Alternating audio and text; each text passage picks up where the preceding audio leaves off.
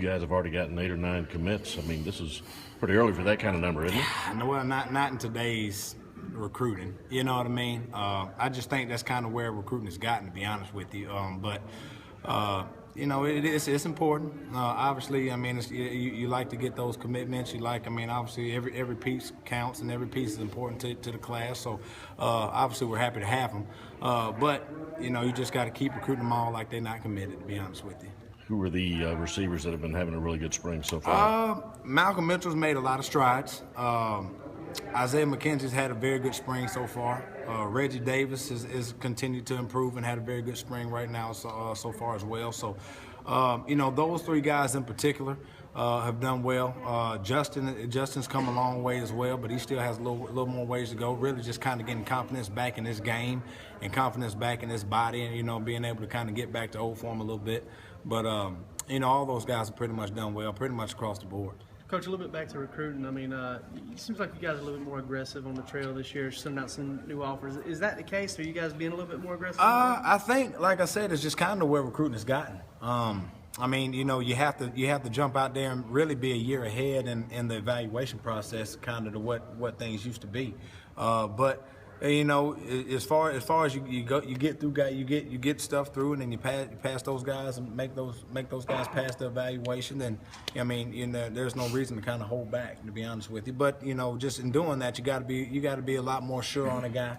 You got to be a lot more sure on a guy as far as what you think he can be and think he can be down the road, and as far as the growth potential and everything like that. But I think, like I said, that's just kind of where recruiting has gotten. Has it helped you to have more guys in-house in terms of that, with more quality control and more assistance? I think that all that stuff helps, to be honest with you. You know, giving those guys roles, and obviously everybody has a role in recruiting, you know. So, I mean, every little bit counts, but that definitely does help. Bryan, after all that time coaching running backs, how would you term how this spring has been coaching your old position? It's to be honest with you, it feels like I'm back at home.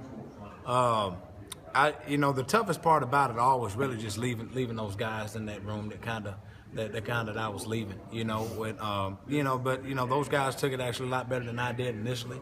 I mean, obviously I knew I wanted to do it. You know, me and Coach had actually talked about doing that before. You know, years ago. You know, as far as, you know, what I want to make that move to go back to coaching receivers, and obviously because that's what I did when I was a graduate assistant. You know, that was all I had known really until I went and coached running backs, and so just all the familiarity just kind of came rushing back at once, and you know, it's been a ball. So in terms of like the drills you do and how you run a practice, what have you dealt on? Did you talk to Tony? Did you copy some of the stuff Tony? You know, like I said, you know, up until I coached running backs, all I had known was wide receiver. That's all I had known. That's all I played here. It's what I played when I was with the Chicago Bears. You know, for that brief period of time, and obviously me and that coach that I had, Daryl Drake, up there with the Chicago Bears. You know, we still have a good relationship. We talk once a week. Obviously, you still got my old position coach in house here, Coach Eason, John Eason. So I mean, you know, just the familiarity as far as what works and what to do and everything else, all that stuff. You know, it's just kind of was second nature, to be honest with you. But, you know, it's just as far as just planning out and really getting an evaluation and seeing what guys needed to get better at across the board is kind of how I've always structured practice and how I'm going to kind of keep doing it. So when Coach Eason retired, was that when you had the conversation about, hey, you know? No, it was a little bit after that. It was a little bit after that. But, you know, just really more so as far as kind of what I want to be. You know, just as far as just seeing me in a bunch of different roles and everything like that. But it was a little bit after that. You go from one position that seems on paper to be pretty stacked Sure. with talent to one that lost Bennett and Conley. Sure. And you know, how much of a challenge has that been? Well, like you said, we lost a bunch of production. You know, we lost a lot of production, lost guys that played a lot of ball, and quite frankly, have guys that didn't play as much.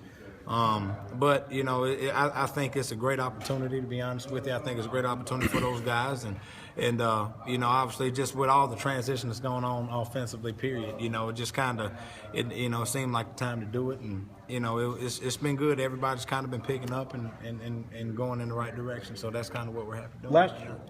Last year with a lot of the skill positions, Coach Bobo at the time had anticipated freshmen were going to come in. Do you anticipate already that that's going to be, at least for your position?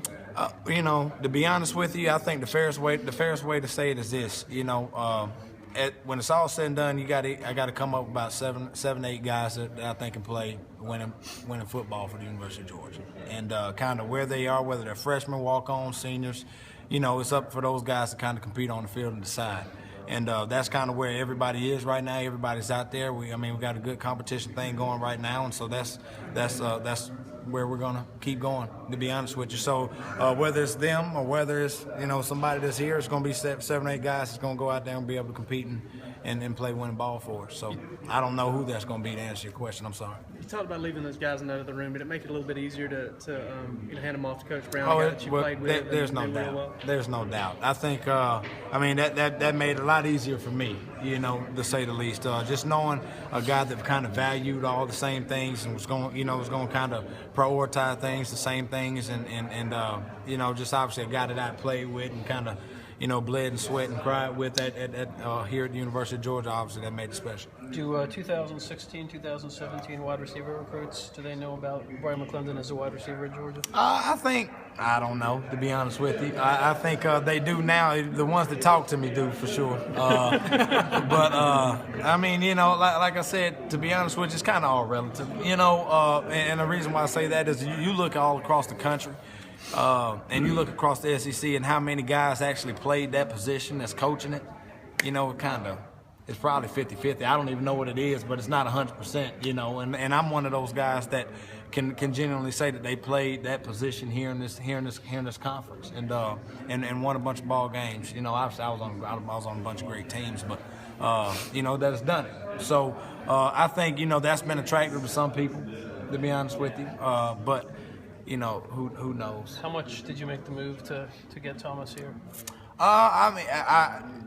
To be honest with you, it was pretty much a consensus.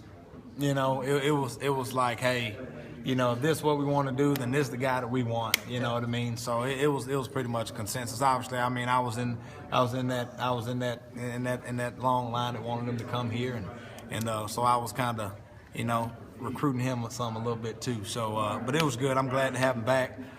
So it's good. I was saying the other day that practice on the tempo is a lot faster than what maybe it has been in patches. Is that something you obviously perfectly tried to accomplish? I think he got to.